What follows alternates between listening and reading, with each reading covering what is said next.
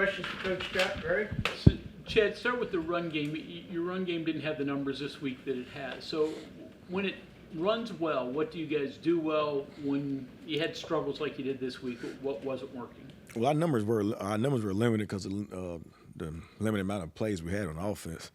I thought Jaheim ran the ball really well. Really his average dipped below the 5 mark with the last opportunity. He really didn't have a chance to do anything on the read. Nico missed, but he ran the ball really well. But we didn't really run it as much. So just numbers. Yeah, just numbers. If we would have had, I believe in this.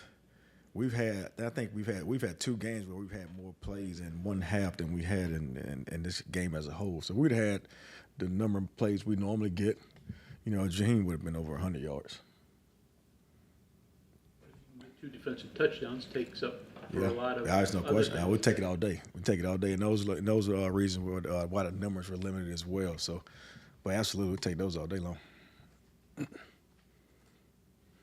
mentioned, he said the dropping 8 and the changing pictures. He said that really wasn't the issue. It was more kind of fundamental things. Fundamentals and discipline. Honestly, what they didn't really create issues for us. We create issues on our own with the lack of fundamental play and the lack of discipline. What do you see from Baylor's defense?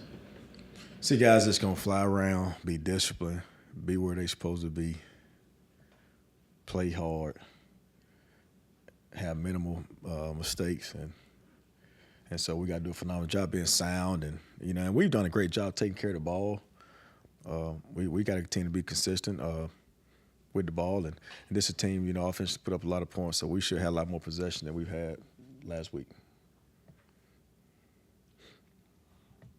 Coach Brown mentioned fundamental discipline, things like that, kind of causing the offensive struggles. Are those words you would use? How would you characterize just the overlying theme of what did not work offensively? Yeah, just lack execution from fundamental play, and the guys just letting it go. Just letting it go, going out there and play free. Guys know what they're doing. They've seen the looks. They just got to go out there and play ball. You play against teams that's going to run the ball and eat the clock, control the time of possession. You got to capitalize on the opportunities you got offensively with scores, and that's the one thing we can't emphasize all week. They're going to run the ball. They're going to eat at the clock, try to keep our offense off the field, so we got to capitalize on our offensive possessions, ending those drives with scores. And a lot of the times we didn't end drives with scores because of lack of execution from fundamental play or lack of discipline. You get the feeling playing these guys that you're going to have to outscore them maybe a little bit, because other than Utah, they put points on the board. Yeah. It's just about everybody, and they move the ball. Is that kind of the feeling you get? We do. And we had a saying that once we get in the red zone, we got to score. We got to score touchdowns. We got to score touchdowns in the red zone. I think we were 2 for 3 the other day.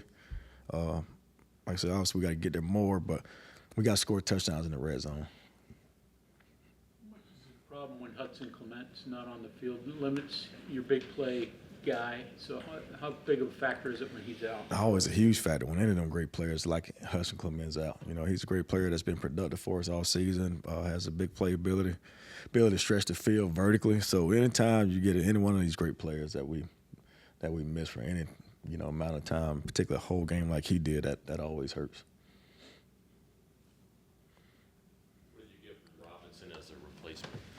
Robinson, he obviously had a big touchdown grab, phenomenal job hanging on to that ball with the contact was given on the catch. Timely big play down the field on the vertical was huge. So that was huge. He's just got to be consistent, playing away from the football.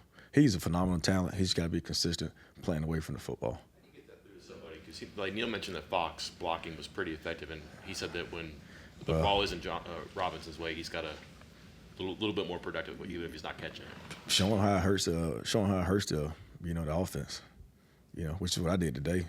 Showing how when he lacks the discipline, how it hurts how it hurts the success of the offensive play, and then showing when he does what he's supposed to do, how it helps the success of the offensive play, and hopefully that gets through to him and he can go be consistent doing it, because he's a special talent. He's got to be consistent, and so that's the way we went about it today, showing how it hurt it when he didn't do it, how it hurt the success of the offensive play, and when he did do it, how it helped the success of the offensive play. Had a couple of screen passes, sort of standard ones ones kind of that you tried to get going that didn't have great results, but then you had sort of the misdirection thing that went to Jaheim that went for Right. a big play. With teams attacking your run game so much and putting so many more players close there, Yeah. is that the kind of thing you got to do to make screens more effective? Absolutely, we do. You know, people play us totally different than what we see on film,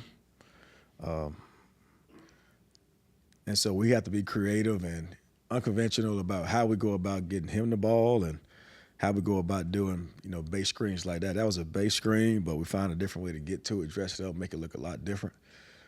We did the same thing with Cole Taylor's his screen, so that's something we're doing. You know, moving forward, just try to find different ways, unconventional wise, to get Jaheim the ball, and different ways to make a vanilla base screen look a little different with run action.